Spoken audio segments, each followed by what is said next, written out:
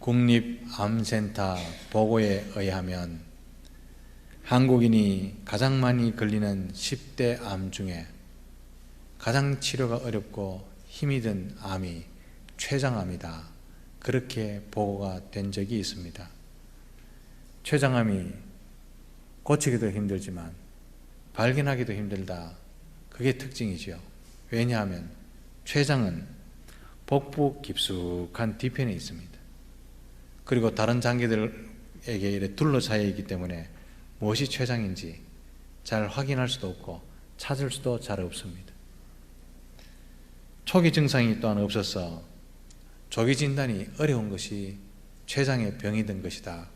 그렇게 이야기를 합니다. 참 위험하고 어려운 병이지요. 살릴 수 있는데 조기에 발견하지 못해서, 그리고 또한 원인을 잘 몰라서 살리지 못한다면 정말로 안타깝고 정말 아까운 일이겠지요. 그런데 사랑하는 성도 여러분, 이 췌장암보다 훨씬 더 위험하고 훨씬 더 난감한 질병이 있습니다. 그것이 무엇이냐 하면 영혼에 깊이 병이 드는 것입니다. 은혜 가운데 있으면 영혼이 병들면 가장 아픕니다. 그래서 몸부림치죠. 깨끗하게 회개하고 난 이후에 죄 지어 보십시오. 가슴이 아픕니다. 빨리 무릎 꿇고 싶습니다. 죄를 토해내고 싶습니다. 그런데요, 영혼이 병이 들어서 병든 줄 모르면 웬만한 죄는 무덤덤합니다. 내만 죄 짓나? 다 죄 짓는데 하나님 면전에 설 줄 모르고 사람들하고 그저 비교하고 앉았습니다. 영혼에 병든 거지요. 그 범죄가 만성이 되면 죄가 죄인 줄 모르고 죄가 얼마나 심각한 줄도 모릅니다. 제가 죄에 대해서 설명할 때 자주 말씀드린 거 있죠. 죄가 얼마나 악랄하냐 하면 신이 오셔서, 천지를 만드신 하나님께서 친히 오셔서 대신 죽어줘야 해결되는 것이 우리가 지은 죄다. 그렇게 말씀을 드렸어요. 이 죄가요, 무서운 줄 알아야 됩니다. 이 영혼에 질병이 들어있는데도 그걸 깨닫지 못한다면 참 절망이지요. 육신의 질병은 영원히 죽는 것은 아니어서 소망이 있습니다만 영혼에 깊이 병이 들면 소망조차 없습니다. 오늘 본문의 이스라엘의 상태가 그와 비슷합니다. 하나님께서는 그 소망이 없는 상태, 죄에 대해서 죄인 줄 모르고 죄에 대해서 무덤덤한 상태, 그러다가 죽어가는 상태를 아시기 때문에, 죄인들보다 더 잘 아시기 때문에 안타까워하십니다. 그래서 그들을 부르시고 살리시려고 애쓰고 계십니다. 사랑하는 성도 여러분, 우리 하나님요, 죄인이 죄 짓다가 죄 가운데 죽는 것을 가장 못 견뎌 하십니다. 에스겔서도 그래 되어 있죠. 죄인이 죄 가운데 죽는 것은 내가 원하는 바가 아니라고. 하물며 자기 백성이 죄 짓고 죄가 죄인 줄 모르는데 죽어가는데 그 주인이신 하나님께서 좋아할 리가 어디 있겠습니까? 너무 안타까워하십니다. 너무 몸부림치십니다. 살리고 싶습니다. 그래서 그들에게 처방전을 주시기를, 내게 와서 부르짖으라. 너는 내게 부르짖으라. 좀 살려달라고 말 좀 해봐라. 이 말이죠. 내게 와서 부르짖으라. 죄가 아프다고 말해봐라. 죄가 절망스럽다고 느껴봐라. 내 앞에 와서 간절히 기도 좀 해봐라. 이 말이요. 너는 내게 부르짖으라. 그 말입니다. 본문은 주전 587년경에 시위대 뜰 안에 갇혀있던 눈물의 선지자 예레미야에게 임한 하나님의 두 번째 말씀입니다. 바벨론이 첫 번째 쳐들어와서 좋은 사람 다 잡아가고, 2차로 쳐들어와서 좋은 사람 다 잡아가고, 세 번째 또 쳐들어왔습니다. 이제는 아예 예루살렘 멸망성을 몰락시키려고 침입해 와서는 예루살렘 성을 포위하고 빼지도 안 하고 그냥 버티고 있습니다. 예루살렘 사람들은 당황했지요. 군사 대국이 쳐들어왔으니까. 그런데도 유대인들이 자존심으로 인해서 전쟁은 합니다. 성을, 이 하나님의 도성 예루살렘을 그냥 줄 수는 없다. 하나님 뜻과 관계없었지만 전쟁합니다. 그리고 양식도 마련합니다. 군량미를 비축하는 거죠. 그리고 전쟁하다가 이미 부상을 당한 사람 치료도 해야 합니다. 바쁘지요. 분주합니다. 그들은 방어를 위해서 왕궁도 헙니다. 임금이 가는 왕궁도 헐어서 성을 조금이라도 더 높이 쌓으려고 그 위에 흙과 벽돌을 쌓아놓습니다. 그리고 자기 집까지 다 헐어버리고 또 성을 높이 쌓습니다. 어쨌든지 바벨론의 침공을 막아내고자 몸부림칩니다. 언제까지요? 하나님이 개입하실 때까지 우리는 우리 힘으로 한번 막아보자. 하나님 뜻하고 전혀 관계없죠. 하나님이 개입하셔야 되는데 가만히 계시는 겁니다. 아마 모든 예루살렘 주민들이 기도하면서 이 일을 했을 겁니다.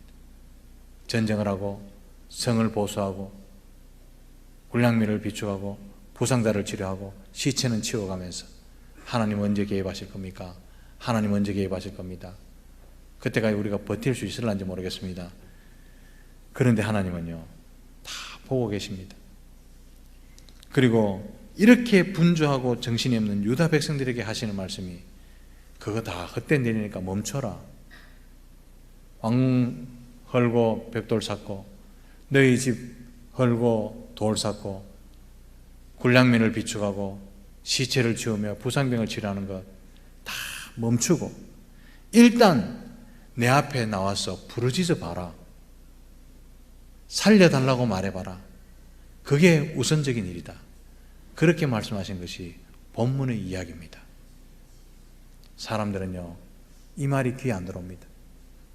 적들이 화살이 날아오는데 예루살렘 주변을 뺑둘러싼 것, 엄청난 대군이 안 오면 포위할 수 없는데 엄청난 대군이 와서 뺑둘러쌌는데 지금 목숨이 경각에 달했는데 하나님 하시는 말씀이 그거 다 하지 말고 내 앞에 와서 일단 엎드리라. 부르짖어라. 그러면 살 길이 있다.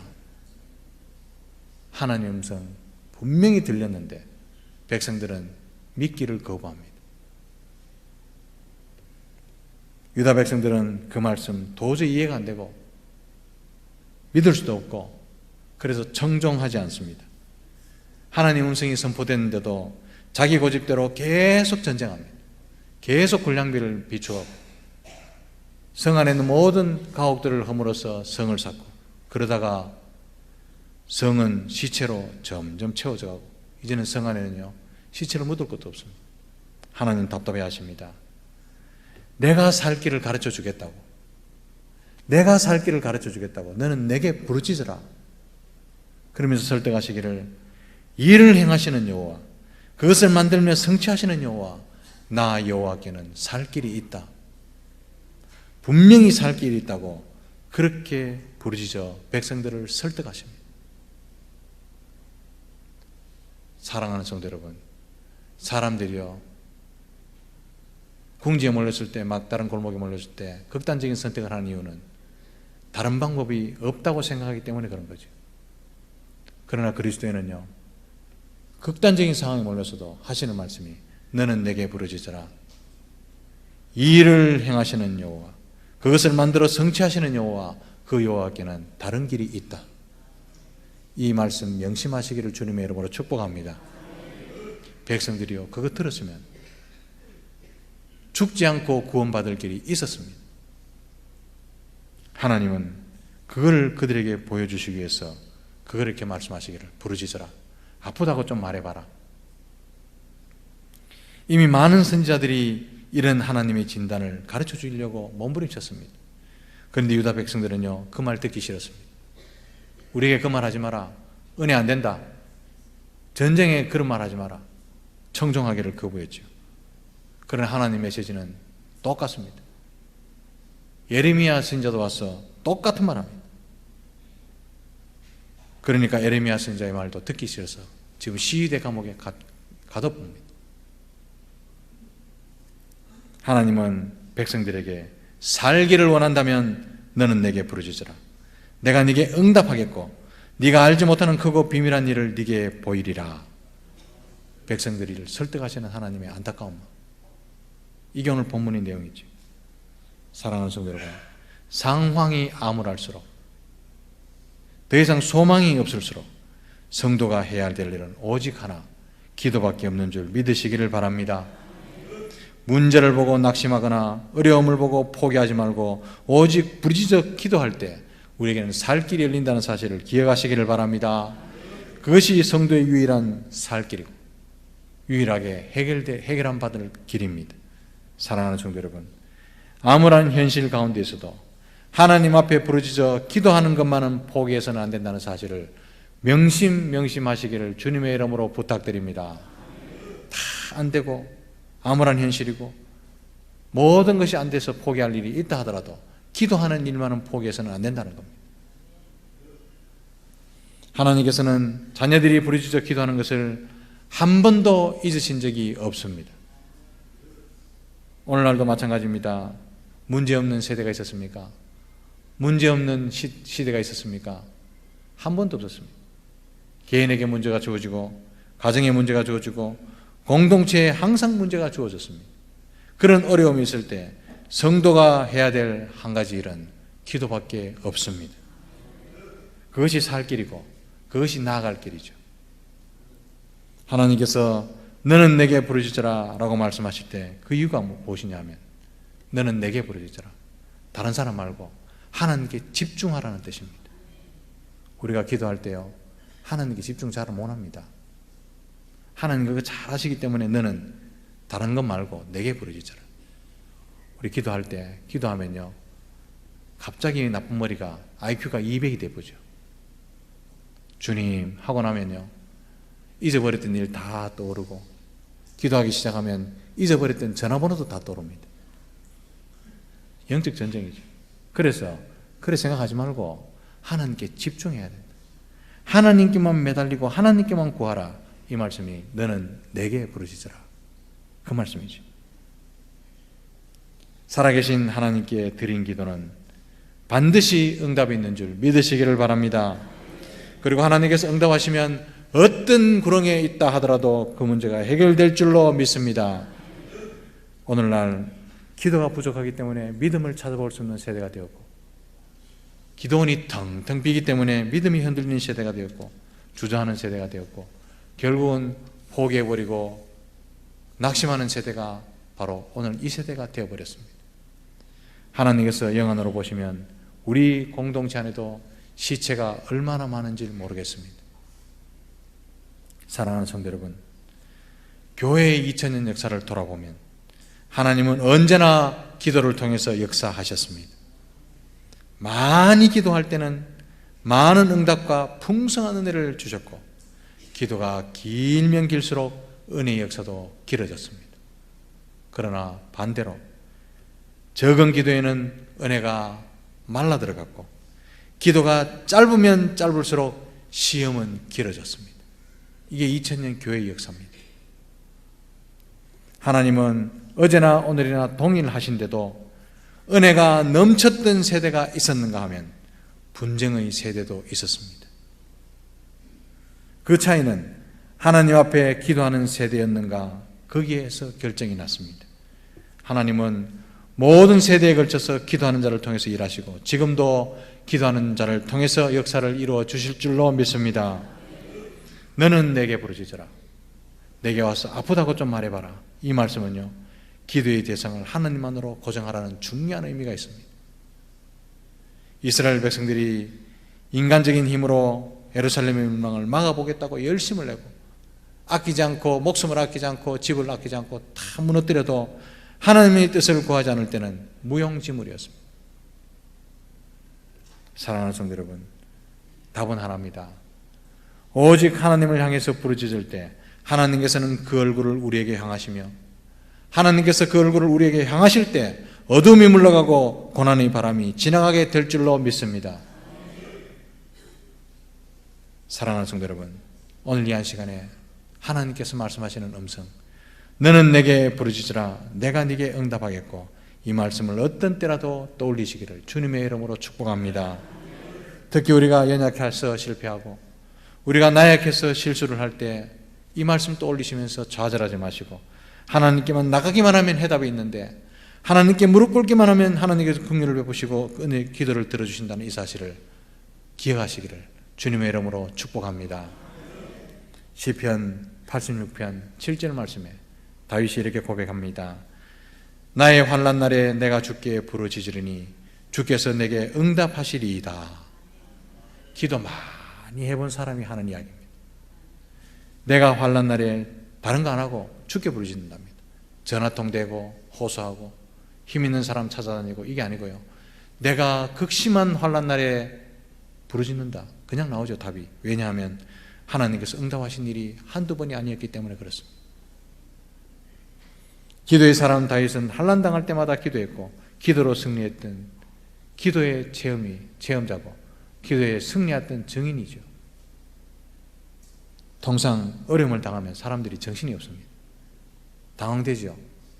이것저것 막 찾다가 답이 없으면 낙심하고 포기하고, 더 힘들면 그만하고 싶다, 신앙생활도 그만하고 싶다, 이래 되는 거죠. 이런 인간의 심성을 잘 아시는 하나님께서 당황해서 힘 빠지고 온몸이 부들부들 떨리고 다리가 후들거리기 전에 너는 내게 와서 부르짖으라 내가 네게 응답하겠고 답은 내게 있다, 그렇게 말씀하십니다. 그러므로 사랑하는 성도 여러분, 성도는 어떤 어려움을 겪고 있느냐 그것이 아니고 하나님 앞에 지금 서 있느냐, 이게 중요하다는 사실을 명심하시기를 바랍니다. 하나님께서 너는 내가 응답하리라 라고 말씀하신 것은 기도하면 반드시 응답이 있다는 약속의 말씀이기도 합니다. 그러므로 기도해보지 않고 문제를 보고 주저앉거나 기도도 안 해보고 어려움이 있어서 낙심하거나 절망하거나 포기하는 것은 안타까운 일입니다. 기도하지 않기 때문에 하나님께서 약속하신 말씀을 체험하지 못하고 있을 뿐입니다. 왜냐하면요, 내가 반드시 응답하리라 약속하셨기 때문입니다. 기억할 것은요, 기도는 전능하신 하나님, 천지를 만드신 하나님, 온 우주의 하나님, 그 하나님과 대화하는 영광스러운 현장이라는 사실이죠. 우리가 하나님이라고 부를 때요, 대통령이 오는 거 아닙니다. 권세자가 오는 거 아닙니다. 온 우주를 만드신 살아계신 전능하신 하나님이 내 앞에 와서 나를 불렀느냐 말씀하신다는 것을 기억하시기를 바랍니다. 이 영광의 자리죠, 기도는. 그래서 하나님이 오시면요, 엉뚱한 생각할 것이 아니라 마음을 꺼내놓고 이야기해야 됩니다. 그게 기도입니다. 하나님 앞에서 전인격을 쏟아낼 때 하나님께서 크고 비밀한 일을 보여주실 줄로 믿습니다. 사랑하는 성도 여러분, 하나님 앞에 기도하십시다. 주님 오시는 그날까지 부르짖기를 멈추지 마십시다. 그리고 이왕 기도하기로 했다면 응답받도록 기도하시는 저와 여러분들이 되시기를 바랍니다. 하나님께서는 자녀들이 부르짖는 기도를 한 번도 외면하신 적이 없고 결코 외면하시지도 않으실 것입니다. 하나님 앞에 기도하는 사람 결코 망하지 않습니다. 왜냐하면 하나님께서 피할 길을 여시고 하나님께서 친히 그때부터 그를 인도하실 것이기 때문이죠. 간절히 부르짖는 기도를 통해서 하나님의 은혜를 속속들이 체험하시고 이 말씀이 과연 진실이구나 체험하시고 간증이 가득하신 저와 여러분들의 삶이 되시기를 주님의 크신 이름으로 축복합니다. 기도하겠습니다.